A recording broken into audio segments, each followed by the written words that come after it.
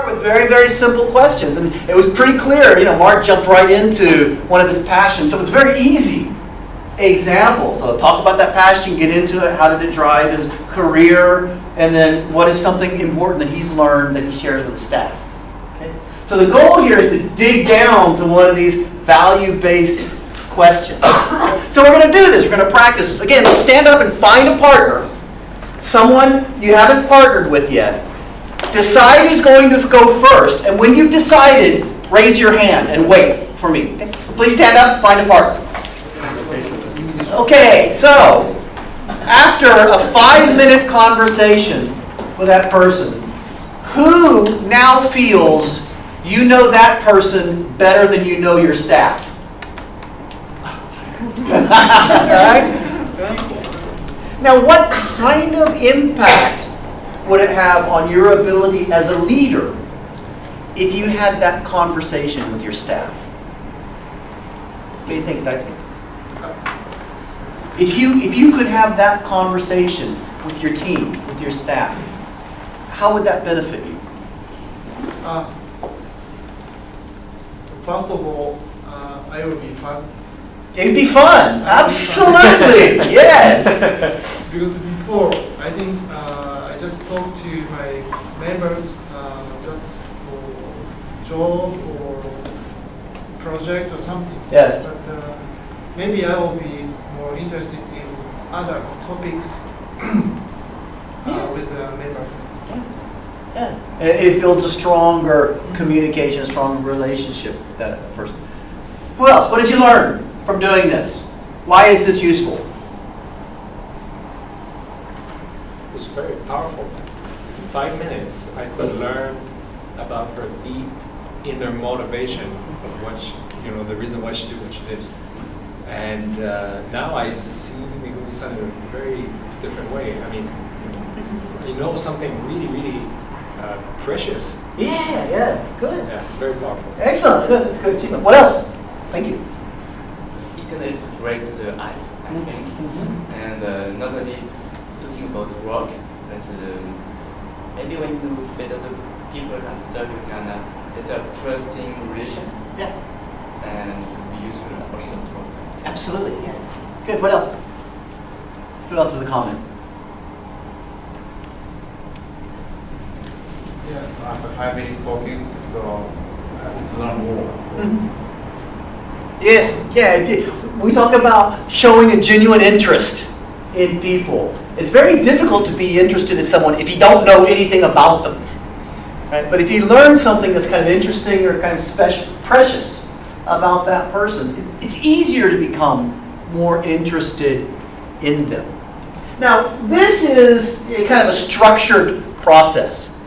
You don't need to strategically follow this process. So, Peter, please come into my office. I'm going to conduct an interview with you. You don't need to do that. All right, someone comes into the office on Monday. So what did you do over the weekend? Right? In a normal conversation, use that as an opportunity to then see if you can find an area that's important to that person. And particularly here in Japan, where people often don't open up as easily. Right? You kind of need a process where you've got them more comfortable, right? So that you have a natural way to ask these questions, and they're more comfortable with it. Okay? So this is a process. What we've talked about this morning are processes that help us build stronger communication with our staff. When we come back from lunch, we're going to look at how we can build on these relationships and encourage better cooperation and more support for our goals, working with our staff. So let's get started again. I hope you all had a great lunch. Now, who during lunch tried to use the interview? All right, Mark, back. What did you guys? Yeah, good. Excellent. Did you learn something interesting? Yes, very much. About your partner? Great. Learned a lot. Yeah. I mean, it's not that unnatural. I mean, we like to learn about people, and we like to learn about, what's important to them. And this just kind of reminds us that we should do it.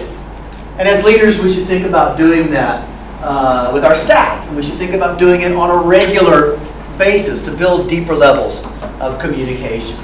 So this morning, we've worked a lot on building rapport, having better lines of communication, understanding our staff better, understanding what motivates them better. And now we want to take that to the next level where we can convince them to cooperate with us, motivate them to help us, motivate them to do what we know needs to be done as a leader. And we're going to use a process, a formula basically. It's called the EAR formula. Peter, you'll recognize this as the magic formula. And Naomi, you will as well, from the Dale Carnegie course. This is another way to describe it. The EAR formula. And we start by telling a story, our own experience. Right? We use an example. As a leader, this is something that I did. And this is what I learned from this experience. And based on what I learned, this is an action that I'm suggesting to you. This is an action you should take. We're telling this to our staff. Right? This is something you should do. And the reason you should do it is because you'll get a good result from it. Okay? So what is the action that you want them to do? And what is the result? What's the benefit that they're going to get from this action? And as leaders, by talking about our own experiences, we help build rapport and we help people understand why what we're suggesting is important to them. Now, I have an example. This is an EAR report that I have given before. I was delivering training in a kind of a trial situation to a really, really big Japanese client. And I really wanted this training to be successful. And we finished the first day, and I had a quick meeting with the HR director. And he says, "Gary, that's not what I expected." And I went, "Uh-oh, that's not a good step." And I said, "Well, okay, we'll try and do better the next day." And so we had another day of training. And again, over lunch, he said, "Gary, it's really not what I was expecting." And I'm very worried now. And so I began asking him. I said, "Okay, so tell me, what did you expect? What were you looking for? What did you want? What did you want to see? I did this. What should have been different? This is what the subject was. What subject would be more relevant to you?" And we did 6 days of this trial. It was different content every day. And every day after the training, I'd sit down with the HR director and, "Okay, what did you want to see different today? What were your expectations? Like last time we talked about this. Did you want to see this? Was this what you were looking for?" And by asking questions and by, sharing what I understood and kind of reassuring the HR director that I was understanding his needs, he began to say to me, "Okay, well, the content wasn't what I was expecting, but I know that you know what we're trying to accomplish. So the way you're delivering this training is more in line with what we want to do." And after the end of this 6-day training, it was very clear to me what needed to be changed, what we needed to propose, right, and how we could better meet that customer's needs. And so we changed our proposal, changed the content, made a new proposal to the organization, and I've been delivering training now for this organization for 3 years. So when you're working with a client, ask them. Get information from them. What are they expecting? Get detailed information. Let them know that you really understand what their needs are. Because if you do, you will be able to provide a service that will meet their needs and will satisfy them, so you'll get more business. Okay, so this is an example of how this report works. Right, I started with an event, an example. Delivering training to this company and asking questions. Right? And then the action I suggest to all of you is, what is it? Listen and ask questions, right?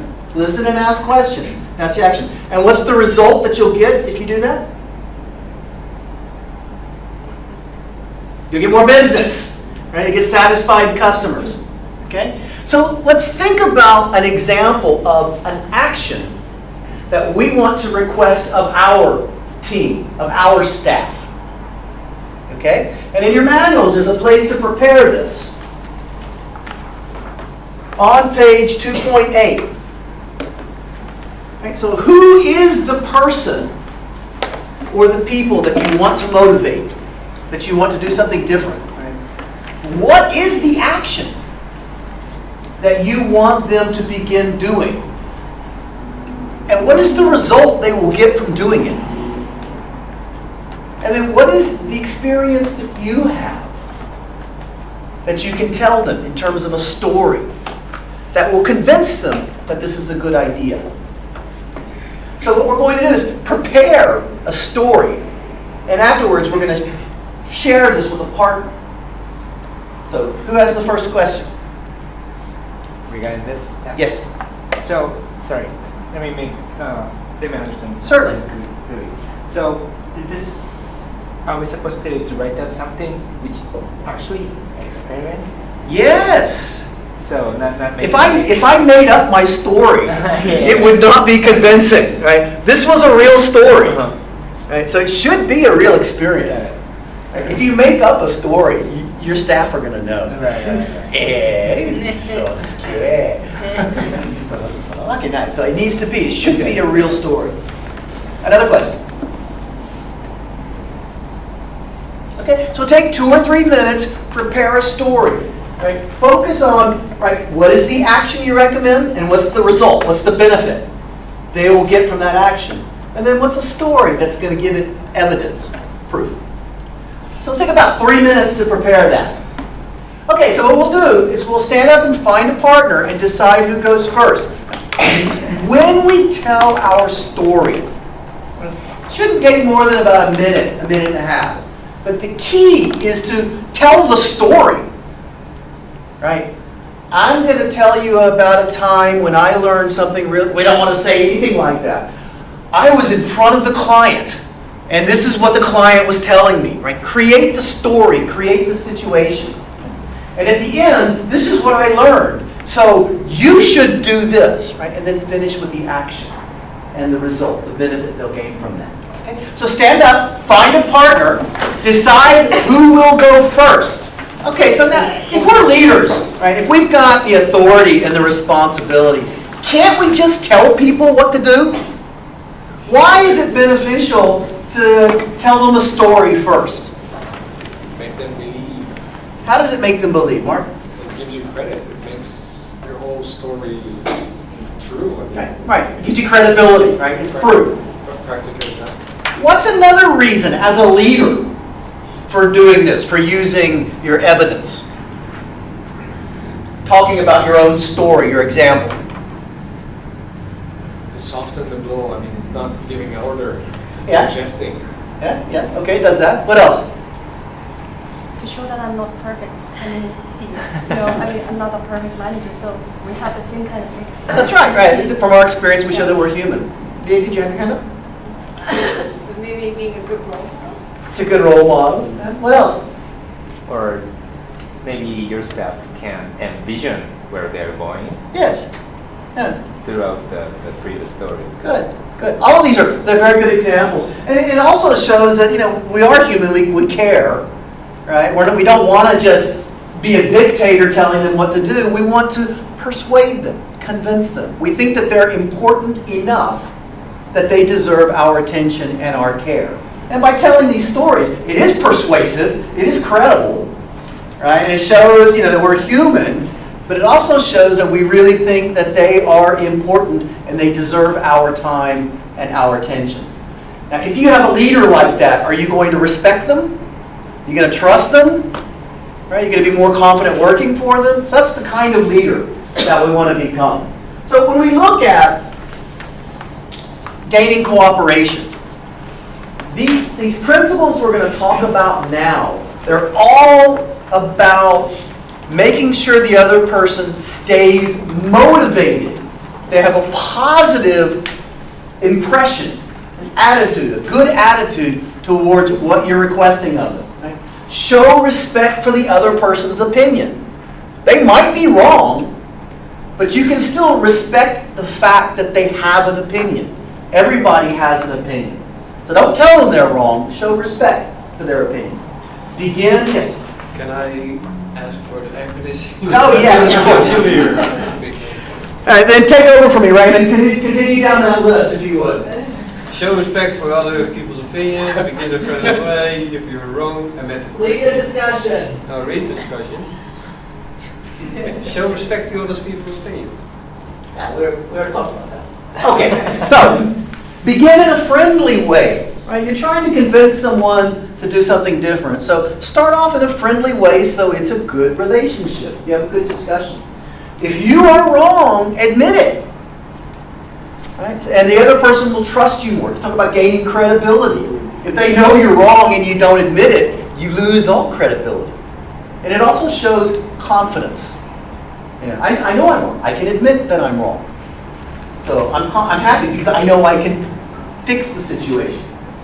Get the other person saying yes immediately. Is this strange? Isn't this what salespeople do? And you get someone to say yes, what is it, 20 times or 17 times, and you can ask for the sale? Right? That is not what this is about. This is about finding areas where you have thinking in common. You have the same goals. Right? Is this important for our customer? Yes, it is. Is it important that we get better at this particular area? Yes, it is. Would you like to be trained up more on this skill? Yes, I would. Right? Finding areas of agreement is what this is about. And ensuring that we both have the same goals, the common goals. Right? Recognizing that we have common goals. Let the other person do a great deal of the talking. Right? As a leader, we need to know where they're coming from, what their experience is, what their knowledge is. We also need them to feel comfortable and confident and ready to do something different. So by letting them talk, if they finally they reach the end of what they want to say, then they're ready to listen to you. If they haven't said what they want to say, they're going to be thinking, wait, I didn't finish. Let them do the talking. They'll be ready to listen to you. Try honestly to see things from the other person's point of view. We've already talked about empathy, standing in the other person's shoe. Understand their perspective. Be sympathetic to the other person's view. There is a reason why they believe that or why they think that. Right? We may not agree with it, but there is a reason. Be sympathetic with that. Right? Not everybody's going to think the way you do. In fact, probably nobody is going to think the way you do. Not exactly. So be sympathetic to different perspectives. Appeal to the person's nobler motives. Right?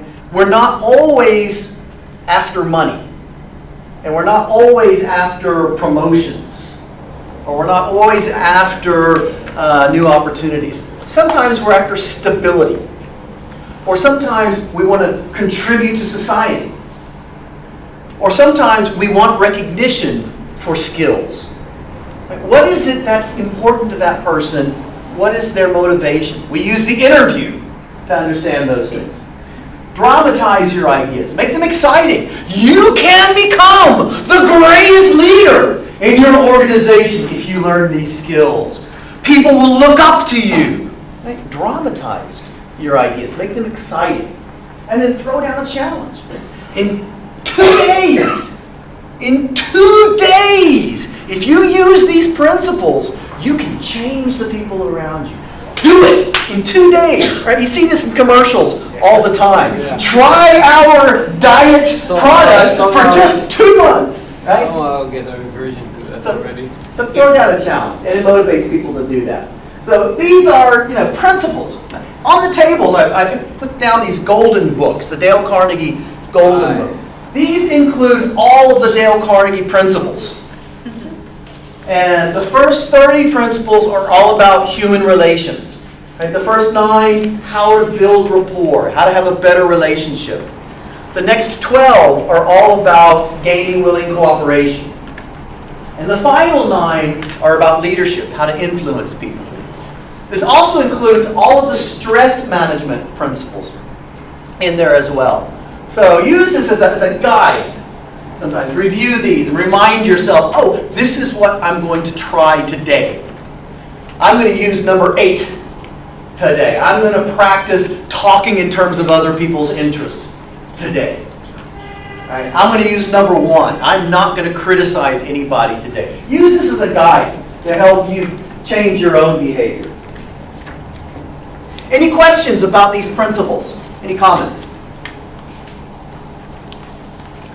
But Yes?